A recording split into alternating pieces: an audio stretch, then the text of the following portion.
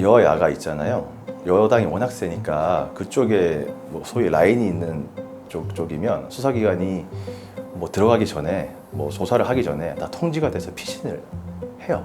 이번 사건도 웬만한 주요 세력, 그러니까 힘 있는 세력들에 붙은 사람들은, 라인 있는 사람들은 다 빠지고 난 뒤에 모든 것들이 이루어졌다고 들었고, 잡힌 사람들은 대부분 그 야당 쪽에 연줄이 없는, 여당 쪽 연줄이 없는. 예전에는 베트남 뭐 이런 쪽에서 많이 하다가 다 캄보디아로 넘어간 거고, 지금은 라오스 쪽으로 다 넘어가 있는 상황이에요. 이미 캄보디아는 그렇게 지금 뭐 소위 핫한 뭐 그런 지역이 아니에요. 그 유착의 정도가 좀 어느 정도 수준이라고 표현을 할 수 있을까요? 어느 정도 수준이다. 한 패죠. 한국인들에 대해서만 유독 응징도 안 하고 처벌도 안 되고 수사도 안 되고 있으니 한국인들을 피해자로 한국인들을 모집해서 범행을 저지르고 있는 거예요. 그쪽 사람들은 한국이 이렇게 힘이 없구나, 국력의 문제다, 이렇게 인식을 하고 있습니다. 만만하게 보는 경향이 있다. 네, 최고 만만하다 이거죠.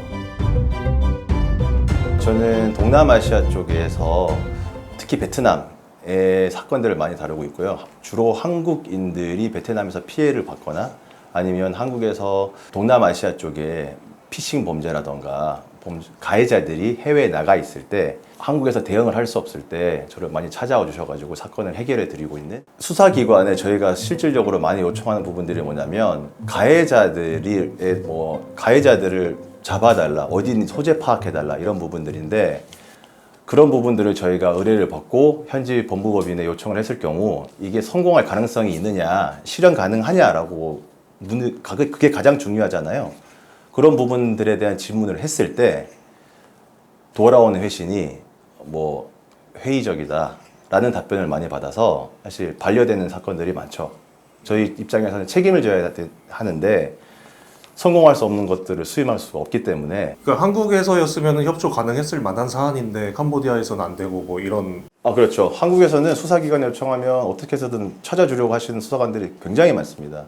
그리고 일단 신뢰가 가요, 수사기관에. 근데 거기서는 현지 법조인들조차도 신뢰를 할 수 없으니 뭐 대놓고 변호사들끼리 그렇게 얘기를 해요. 백머니 막 이러면서. 법집행의 문제가 아니고요. 제가 판단했을 때는 유착관계 때문에 그렇습니다. 예를 들면 거기도 여야가 있잖아요. 여당이 워낙 세니까 그쪽에 뭐 소위 라인이 있는 쪽이면 수사기관이 뭐 들어가기 전에 뭐 조사를 하기 전에 다 통지가 돼서 피신을 해요. 이번 사건도 웬만한 주요 세력, 그러니까 힘 있는 세력들에 붙은 사람들은, 라인 있는 사람들은 다 빠지고 난 뒤에 모든 것들이 이루어졌다고 들었고, 잡힌 사람들은 대부분 그 야당 쪽에 연줄이 없는, 여당 쪽 연줄이 없는 그런 사람들이라고 저는 전에 들었어요. 지금 캄보디아가 왜 그렇게 버젓이 운영이 될 수 있냐면, 범죄 도취가 공조를 안 해줘서 그렇습니다. 예전에는 베트남 뭐 이런 쪽에서 많이 하다가 다 캄보디아로 넘어간 거고, 지금은 라오스 쪽으로 다 넘어가 있는 상황이에요. 이미 캄보디아는 그렇게 지금 뭐 소위 핫한 뭐 그런 지역이 아니에요. 그 유착의 정도가 좀 어느 정도 수준이라고 표현을 할 수 있을까요? 어느 정도 수준이다. 한 패죠. 뭐 도망을 가면 경찰이 다시 잡아서 보내줘요. 그 정도예요. 그러니까 여권을 가면 대부분 압수당한 경우가 많잖아요. 뺏기잖아요. 뺏겼는데 어떻게든 찾아서 그걸 가지고 도망을 쳐요. 공항에 가요. 그러면 공항에서 다시 보내요. 조금 민감한 부분이긴 한데, 그쪽의 사건들을 좀 일했던 분들의 경험을 들어보면, 피해자가 미국에서 발생했을 때 자국민 피해에 대해서는 강력하게 응징을 하려고 하는 게 있습니다. 비단 중국, 일본도 동일해요. 그런데 한국인들에 대해서만 유독 응징도 안 하고 처벌도 안 되고 수사도 안 되고 있으니 한국인들을 피해자로 한국인들을 모집해서 범행을 저지르고 있는 거예요. 그쪽 사람들은 한국이 이렇게 힘이 없구나, 국력의 문제다, 이렇게 인식을 하고 있습니다. 만만하게 보는 경향이 있다. 네, 최고 만만하다 이거죠. 어차피 한국인들 상대로 어떤 각종 범죄들로 재산 이익을 취했다고 한들 뭐 나는 문제될 게 없다, 이런 생각을 가지고 그런 단지를 운영하는 거예요. 베트남에는 피싱으로 굉장히 유명했었는데 그 이후엔 다 캄보디아로 넘어갔어요. 거기는 잡히지 않는다라는 인식이 있기 때문에 범죄 단체들이 가장 중요하게 생각하는 게 뭐 거주의 용이성 이런 게 아닙니다. 잡히지 않을 확실, 이거 하나 보고 이동을 하는 거거든요. 국경 근처에 범죄 단지들이 많이 이동을 하고 있어요. 왜 그러냐면 예를 들면 캄보디아에 공조 요청을 했는데 국경 넘으면 수사 권한이 없잖아요.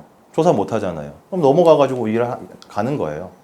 거기서 또 라오스, 예를 들어 라오스라고 쳐요. 라오스의 국경을 넘었어요. 거기서 또 일을 해요. 또 공조 요청이 왔대요. 그럼 또 넘어가는 거예요.